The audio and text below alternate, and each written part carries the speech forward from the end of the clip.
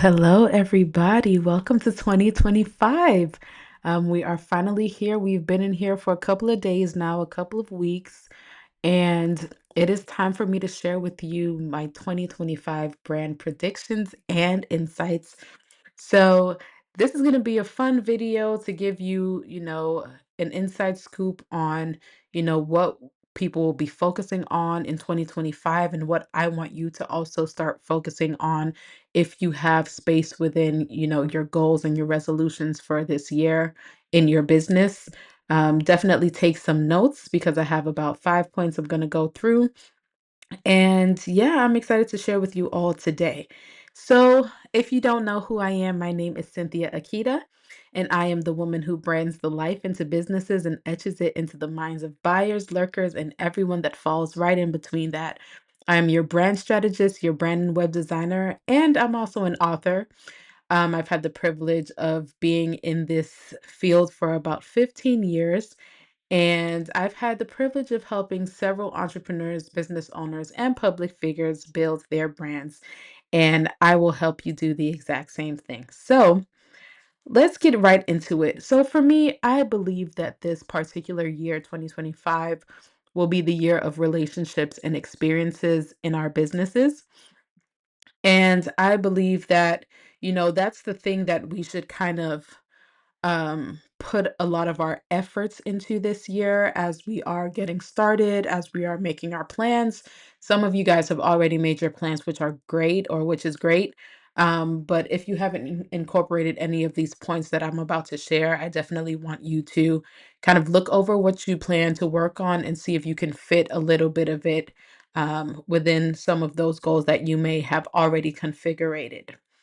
All right, so let's get started with number one. So, number one, I believe that in 2025 and even beyond, that people are going to be operating in line with their own philosophies. And so I want you to operate in line with your philosophy. All right. So we all have or should have a foundational truth that our business depends on, and what our business operates with. And, this philosophy should be known and understood by your audience, right?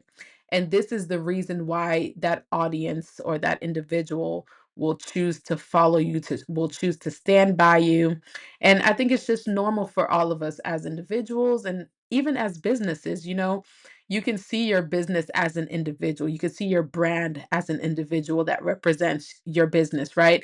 Everybody just has, that thing that they stand for, whether it's one thing, two things, three things, four, whatever it is, we all have something that we stand for. And we, recently had our election, right? So you saw a lot of that, in that process where each candidate is saying, what is most important to them, what they believe is good for the people, what they will implement, should they be chosen for the role, whatever that is. So everybody has something that they stand for, that thing that you're willing to die on a hill for, which is a phrase, right?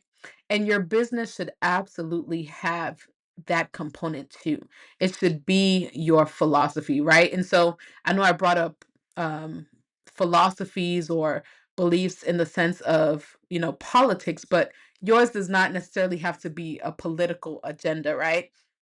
It should be something that your business embodies. So, for example, if you're in self-care, maybe you have a specific philosophy that may differ slightly from, what other people in your industry may do. And it's something that you truly believe that your audience should focus on first before they tackle, maybe some other areas of self-care. If you're a speech therapist with a focus on nutrition, let's say you want to teach people that nutrition can actually affect speech in young children. That's a philosophy, that's a belief. If you're a fitness guru, maybe your focus is to teach your audience how to eat moderately versus cutting out certain food groups, in diets, because I'm sure many of us know that that doesn't really last long, right? So you may decide that you're going to be vegan for a certain amount of time. And then the moment you get off of that diet, then, you start gaining all the weight back because your body hasn't been used to balancing all those additional things, right? So maybe you're just that fitness guru that says, "Hey, we don't necessarily need to cut things out. We just need to eat a little bit of everything and we'll be okay." That's a philosophy. So you use those philosophies to fuel everything that you do within your business for the year, right? So from your products to your courses, events, whether you write some books, the best way to sell someone is to get them to believe and build roots in whatever your philosophy is, whatever your belief is, whatever that foundational truth is. So, what is your brand philosophy? Have you actually thought about that? Maybe you have one, but you haven't actually articulated it to your audience. And that's something that I think you should think about in 2025. So, ask yourself, what do you want people to believe in order to receive their breakthrough? And so, as a business, people are coming to you for a particular solution, right? So, what do you want them to believe in order to get that breakthrough or that solution that they are inching towards? So, that is number one. Operate in line with your philosophy. Now, number two, I want us to focus on increasing our content creation. Now, I know you're probably thinking like, "Oh my goodness, social media, blah, blah, blah. Like, I don't want to be dancing in front of a camera, but it's like now that you have your philosophy, you actually have to share it with the world, right? You can't keep it to yourself or else what's the use in that? So in other words, you just need to stand 10 toes down and be at peace with potential opposition from those who are in different sectors of your industry. So, like I said, you have your philosophy and you just have to stand 10 toes down and give out that information. I remember a couple years back, I have a background, as I mentioned, in brand design and web design. And I made a comment, which I still stand on 10 toes down for me. I made a comment that I believe graphic designers should give their clients the AI file or the original file of their logos because being a business owner myself, my brand changes so much. I want to grow it, advance it, and I need the original files to be able to take that journey, right, along with me. And a lot of designers got really upset. Like on face, I had no idea that I was going to spark up so much emotion from people because they felt like if they gave out the original, then their money train kind of ends there and so on and so forth, which I understand. But as much as I'm for my designers, I'm also for my clients as well. I think we can both, get to a place where everyone benefits. And if you do good work for someone, I truly believe that they will come back to you. I have clients who have been with me for several years and they always come back. And so, I don't believe in holding files hostage is the way I phrase it. But that was something that became a big conversation for people or maybe an argument. Wink wink. But yeah, so stand 10 toes down. They say it's your secret sauce for a reason. So everyone has a different method that allows them to achieve a specific result, right? And we're still talking a little bit about the philosophy here. So, 2 plus 2 equals 4, but so does 1 plus 3, right? So now that you have your philosophy, your belief, your foundational truth, you need to build trust around it. So how exactly do you build that trust? It's through consistency. If you're getting to know someone, they want to see the same things over and over to know that, hey, this is who they say they are, right? If they open doors for you, you would want to see that all the time. You wouldn't want them to open doors one day and then the next day they're expecting you to open your own door. Like you would just stand there and look at them like, "Hey, are you gonna open the door for me or, you know, isn't that what you do? Isn't that your thing?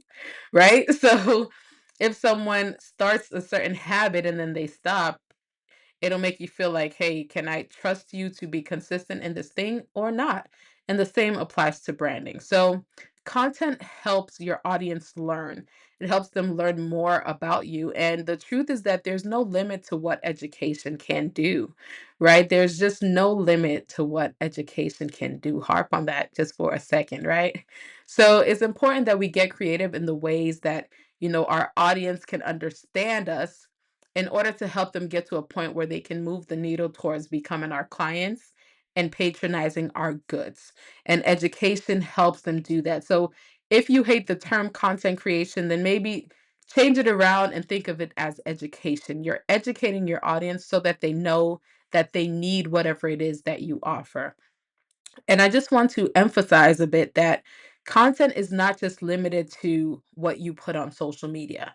So it can be resources, it can be worksheets or workbooks that you make available to people. It can be courses. You can even write some books.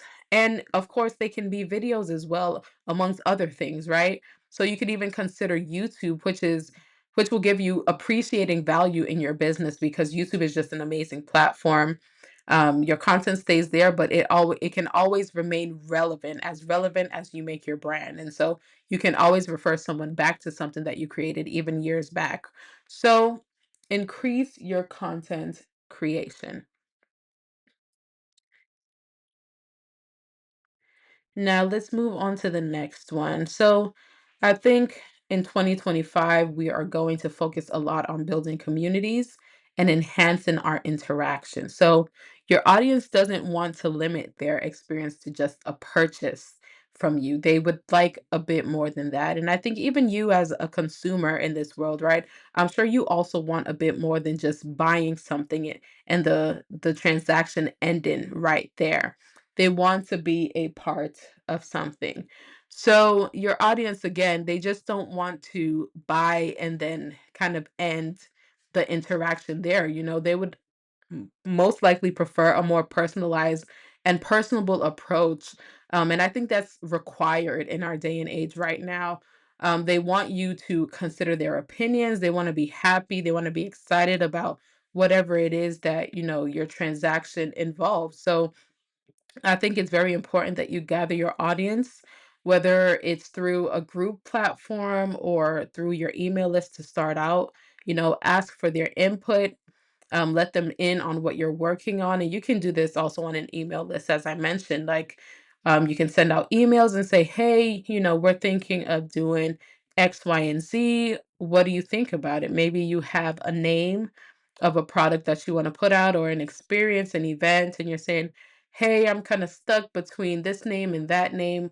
What do you guys think about it? Please fill out this poll or do the poll and let us know your thoughts. We would love to see what you guys think so that we can create an experience that you guys are actually interested in, right? And so, even going back to that purchase, like once someone purchases something from you, you want to make sure that you're greeting them with emails. Like they make that purchase and you're like, hey, thank you for buying this. Um, X, Y, and Z is attached to this purchase.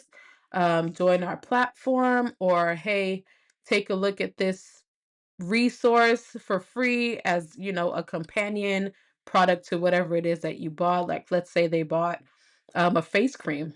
You could potentially send them a resource that shows them exactly how to use it, or even a YouTube video that's unlisted or private that shows them what that skincare regimen would look like or how you intended it to look like, in case they just have no idea. Because, even someone like me, I wouldn't even know what to do with some of these products. It's just not my field. It's not my forte, right? So I would totally appreciate something like that if I scoped out a brand, bought their product, and then they, handed me this extra showing me exactly how to use the product.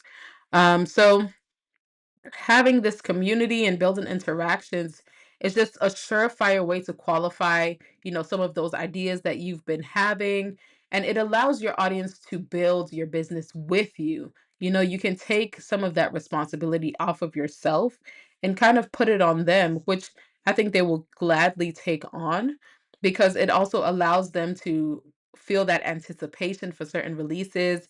It's a great way for you to continuously market yourself without being so salesy. So you could just bring up something and say, we would love to do this type of an event. What do you guys think would make it fun or appealing for you guys? And you're not necessarily selling them like, hey, go buy our tickets, or hey, go sign up for this event, but you're helping to build that anticipation. Whereas when the event or experience is available, they'll say, hey, I helped build that. They took my input and I just want to see how it turns out. And so we also have to take into account the fact that we live in a very lonely world. Um, COVID showed us that we need each other.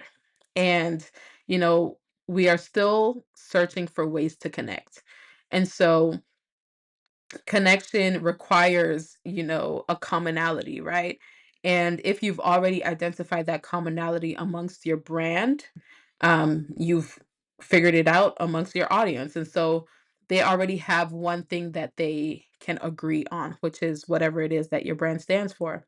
And so I think that's the first key in creating a connection amongst, a potential community. You have that one thing that they agree on, that philosophy that they believe in. And so you want to capitalize on it, not in a vindictive way where you're just trying to sell to them, but to also build them up and help them, also make friends within the community and also grow.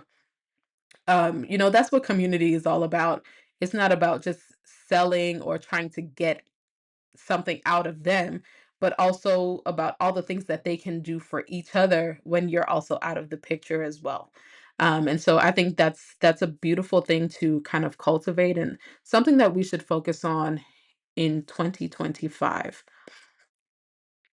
Now, we've kind of talked about this a little bit, but I do want to harp on it again. I would like for us to be a lot more intentional about the experience. And I think that's something that people will focus on this year as well. So, you have to create an intentional journey for your audience around the products, the services, and the experiences that you're providing.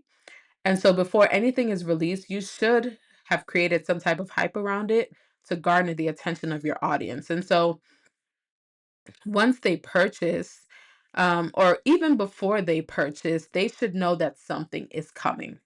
They should have a sense of excitement. We talked about the community and you guys kind of using them as beta testers in a way to kind of shape your offers. And so if you kind of go that route and they tell you, hey, this is the type of product we want or the type of event that we want, you're using all of that to build up that anticipation. That way, the moment the tickets are live or the product is live, they purchase it with excitement, and then they're like, okay, what's next? So, what is next? Once they've purchased, they should be greeted with emails, have additional resources, as I mentioned, and you should really push in more and more on that emotion. The goal is to evoke emotion. People should be excited. They should feel antsy in a good way. Like I can't wait to see, what this is going to be about. Like I'm just so happy that I'm a part of this. I'm a part of history. We're making history. Like they should feel excited and happy and anticipate whatever it is that the deliverable is going to be. And so since COVID, virtual events have taken over, and they're a lot more common now. We got all those Zoom parties, Zoom meetings, Zoom everything, Zoom birthdays. And so you need to find ways to create that in-person vibe, but virtually. And so, get in your creative hat, get in your creative bag, and really learn how to be intentional about the experience. Think about the things that are important to your audience, the things that, what are their pain points, and then flip that and create the opposite value where you can speak to that pain point, but solve it, if that makes sense. So, if let's say you are, again, you're a fitness guru, and your philosophy is that people can eat whatever they want, but they have to eat it in moderation and still be healthy. And you're having an event, where you're showing people all the ways that they can be fit without stepping foot in a gym. And let's say you have this additional resource that shows them how to turn a small corner of their room into like the most radical fitness space that they could ever have. Now, their pain point was probably that they didn't have enough time to go to the gym, or that it took like driving to like getting dressed, first of all, getting dressed to go to the gym, getting in the car, driving to the gym, finding equipment that's not being used. All of that, that's it takes a lot of time. And so for a lot of people who are busy, who are parents, they just wanna be able to do it at home and still feel that it is just as effective as if it would have been if they had gone to the gym, right? So, you're speaking to the pain point, but you're making it easy and accessible for them to replicate something that will be just as effective at home. So, be intentional about these experiences, these products, these services that you are, putting out there for your audience to receive. You know, your audience wants something to look forward to. And I think this is a great way to build a connection and promote connections within your audience where people can really be excited together about the solution that they are about to receive. So please, please, please, in 2025, be very intentional about the experience that you are providing your audience. Now, this is the fifth and the last point that we're going to hit on, and that's committing to telling your story and committing to being transparent. So, I want you all to commit to telling your story. I can say it a million times. Commit to telling your story and commit to being honest. Building a brand has everything to do with starting and nurturing a relationship. And I know I keep talking about relationships, but that's exactly what it is. I like to tell people that your brand is an invisible representative of your business. So if you were to like fill that invisible person in with some color and all of that stuff, like for someone to see, it would be a person that can speak your brand language, speak in your brand voice, and have that personality that you've built for it. So that's why I'm always harping on relationship, because that's essentially what you're doing. You're getting people to trust you, what you believe in, what you offer, all of those things. That's a relationship that you're building. So again, it has everything to do with starting and nurturing a relationship. You're building a brand that people can trust, one that people feel comfortable to fall back on when they are in need. And that's because you've set an expectation. And I want you to commit to being transparent and personable. So, again, building a relationship relies on honesty. If your partner only has in depth conversations with you once a month, I don't see how your relationship can grow, and I would think that you would kind of agree with me there too, right? So relationships grow based on connections, and connections can only be made when someone decides to be vulnerable. It's a choice that you're making, right? And I would hope that you would allow that oh, Lord Jesus, help me. Sorry. I hope that you would allow that vulnerable person to be you. I believe that you should start that domino effect of honesty and vulnerability that then trickles down into your audience for them to also share something that's vulnerable as well. I think one of the greatest ways to do that is to just share your story. Why did you start your business? What went wrong that made you feel like you needed to, fill that gap or be the solution? We all have a story, and I think sometimes we get afraid or feel afraid to share because we want to put up a particular front. We want to appear perfect. We want to appear as though we're all put together, right? But at the end of the day, we're all just human, and human means you have flaws too, right? Nobody is perfect, and we embrace that all the time. So we should also embrace that in our businesses, right?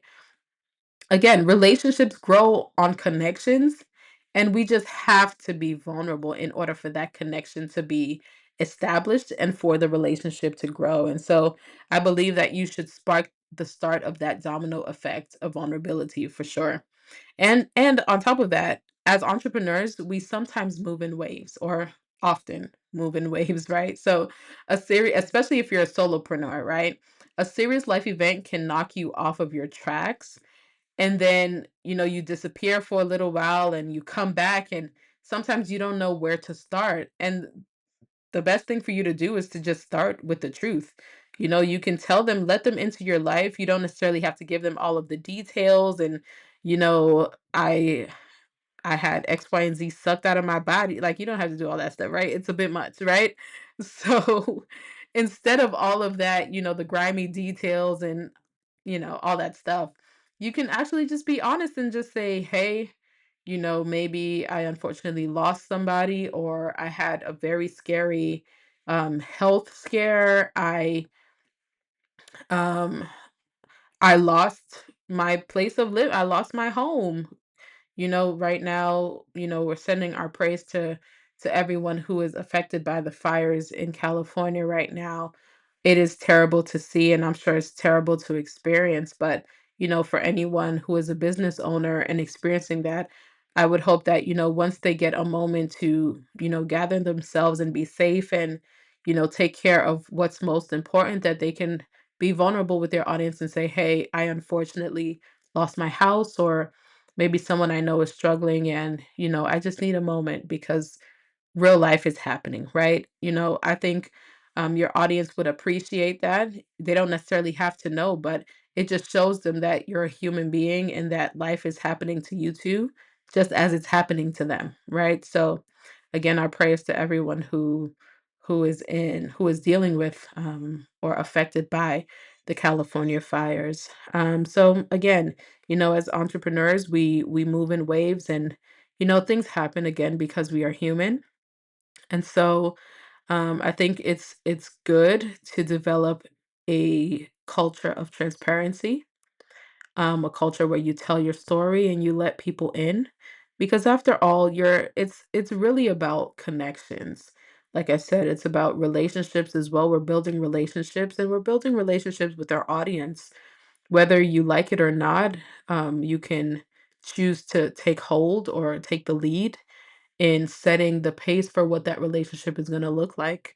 Whether they feel like they can come to you with questions or come to you and say, "Hey, I'm really struggling with this. Is there something you can offer me? Or do you have a tip that I can use?"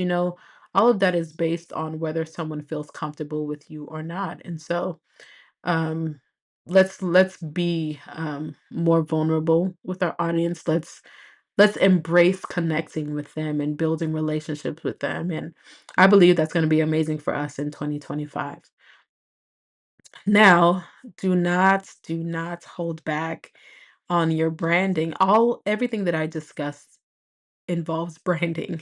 Whether you want to believe it or not, branding is not just about your logos and all of that. It's about how people perceive you to be.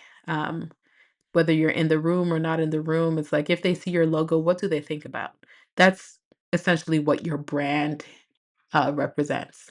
And so I don't want you guys to hold back at all. Go all in.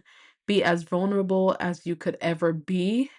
And I just want you to know that, I know a lot of us may not be so comfortable with putting ourselves on social media, showing our faces and, you know, telling people that, "Hey, I'm here for business, patronize my business, I can help you," so on and so forth. But hiding behind a faceless brand is not the way you want to go. I think if you really work deeply and find a strategy that works, it is possible for sure, but people truly want to get to know you. We live in an age of AI and, technology and the robots and all of that stuff, but we can't connect with machines, and we definitely can't connect with robots, right? Robots can't give us any emotion in return, and neither can still photos and stock videos and all of that stuff. So we really have to get comfortable with connection. Like if you're an introvert like me, you really have to push yourself to get out there and be uncomfortable. So in addition to that, I don't want us to focus on the copycats. I know sometimes, We want to hold everything and we feel like we're keeping it safe by not putting it out there. Just because we don't want people to copy us. But at the end of the day, people are going to copy and they can never go farther than you because copycats can only stay behind you because they're just following whatever it is that you do. So essentially, you have to do it first for them to follow, right? So at the end of the day, people are just going to copy, but your loyal followers will get to know you because you built a connection and they're going to know whether you started that trend or not. So focus on them, focus on building that tribe, that loyal audience, and trust and believe they will defend you whenever or if ever the need arises. I know on social media not too long ago, we've had situations of people being called out for copying content and, the social media streets came in defending their people.